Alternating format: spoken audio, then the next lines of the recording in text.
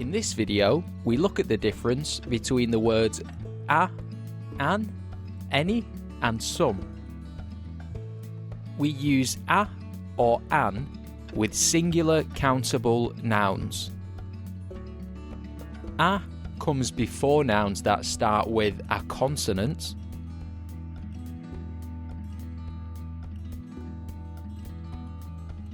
and an comes before nouns that start with a vowel.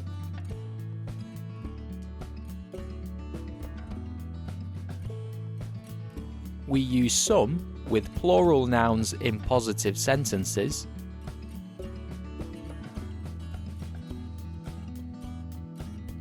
and we use any with plural nouns in negative sentences and questions.